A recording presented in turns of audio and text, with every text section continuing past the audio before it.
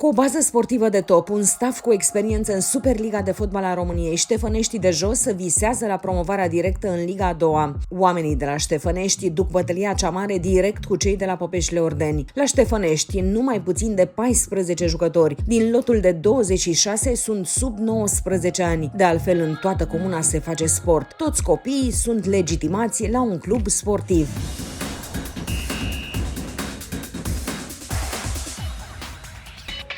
Obiectivul nostru e promovarea. Hai Ștefănești! Suntem un club cu ambiții mari și probabil cu cea mai mică medie de vârstă per echipă, undeva la 20 de ani este media echipei. Suntem bucuroși că putem să ducem copiii exact acolo unde le este locul. Pentru că, în general, dacă înțelegem că în viață construcția casei se face cu fundația, nu cu etajul 2, vom putea respecta lucruri și vom putea face lucruri serioase. Sunt folositori și sunt viitorul fotbalului românesc. Federația a venit cu o soluție foarte bună de a juca cu 3 juniori în teren. În cazul nostru, acum la Liga 3 sunt 2 juniori de 2006 și un junior de 2007. Clar și implicit este extraordinar de bun acest lucru pe care l-au făcut și dezvoltarea juniorilor implicit. Echipa e condusă de un președinte tânăr care s-a înconjurat însă de oameni cu experiență. Laurențiu Tudor a început să antreneze lângă Laurențiu Reghecamp. Ștefăneștii de Jos au început cu o înfrângere în meciurile din play-off, dar și-au revenit imediat. Se vede promovarea, am terminat pe locul fruntaș, chiar dacă în prima etapă rezultatul nu ne-a fost favorabil. Suntem pregătiți pentru ceea ce urmează și ne dorim din toți rărunchii, să zic așa. Cel mai vechi angajat al clubului are deja peste 4 decenii de când lucrează la Ștefănești. În decursul timpului a prins și 4 promovări. Acum o așteaptă pe a 5-a. E sigur că cel puțin un junior de la Ștefănești, dacă nu 2, vor ajunge să joace într-o zi în Superliga de fotbal a României. De 40 de ani sunt la echipa de fotbal. Cum 40 de ani? 40 de ani. Zice, de la 13 ani, eu fiind aici, la echipă. Cu toate că eram la Dinamo, dar eram și la Ștefănești. Aici e echipa mea de suflet.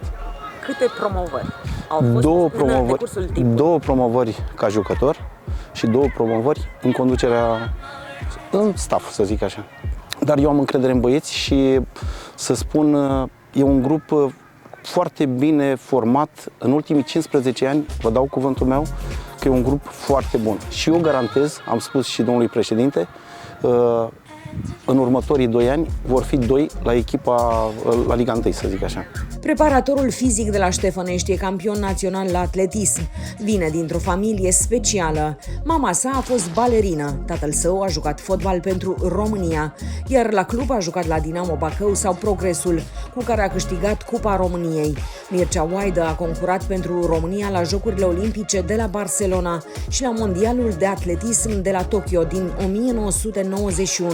Și antrenorul cu portarii de la Ștefăneștii de Jos are un CV impresionant. 60 metri garduri, 110 metri garduri și alte probe la junior și la tineret. Încă câteva recorduri naționale. Să sperăm că vor fi înfrânte, că de aceea sunt făcute recordurile naționale pentru a fi bătute. Altă experiență. În momentul de față, în fotbal acum, câștigăm alături de copiii ăștia pe care vrem să-i promovăm, să-i ducem la Liga a doua. Ce poți promovarea? Cinstit. Întotdeauna lucrurile apropiate sunt cele mai depărtate, iar lucrurile depărtate sunt apropiate, deci eu zic că se vede. Am și jucat și în Liga 1 și în Liga a doua foarte multe meciuri și ca antrenor portarii sunt și la lotul național, am fost și la Under 19 cu Nai Ion Marin, acum sunt tot cu dânsul la Under 18, chiar am venit după o calificare și noi, am avut o calificare reușită. Da, sunt bine aici, mă simt bine, am portarii de calitate și aici sunt copii care îi creștem și sperăm să facem treabă bună. Un camerunez a bătut peste 5.000 de kilometri ca să vină să joace la Ștefănești. Eric Alima e singurul străin din lot, dar s-a acomodat rapid la noi, iar la Ștefănești se simte ca acasă. Mi simt bine din Ștefănești, Ștefănești familia mea. Vreau să promovare cu echipa, vreau ajutați-vă cu echipa și haide Ștefănești! Îți place în România? Da, îți place. Ce îți place? Mâncare bună, da, cu colegi buni. Lângă cei tineri de la Ștefănești sunt și mulți jucători cu experiență. George Apostol, fost jucător la CS Dinamo, a strâns peste 100 de meciuri în Liga a doua.